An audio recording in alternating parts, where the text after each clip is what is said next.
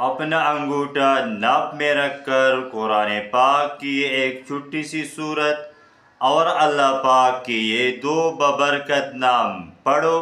इंशाअल्लाह आपके जिस्म के अंदर जितनी भी बीमारियां हुए वो सारी के सारी बीमारियां आपके पेट के अंदर मर जाएंगे। ऐसा अमल जो लाइलाज बीमारियों को भी जड़ से ख़त्म कर दे। इंशाअल्लाह अगर कोई बीमार से बीमार बंदा भी ये वजीफ़ा करे तो अल्लाह पाक उसे सेहत व तंदुरुस्ती अता फरमाएगा। ऐसा बंदा जो लाइलाज है वो बंदा ये वजीफ़ा करे, इंशाअल्लाह वो शिफायाब हो जाएगा।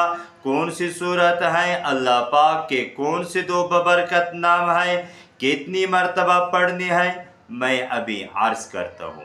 वजीफ़ा की खसूसी इजाज़त के लिए आपने हमारे इस अकाउंट को फॉलो करना है और हमारे इस वीडियो को आगे शेयर करना है। तो दोस्तों, अगर आपके जिस्म के अंदर कोई भी बीमारी है, आपने करना यह है कि आपने बवुज़ू होके अपने दाएं हाथ का अंगूठा अपने नाप में रख लेना है।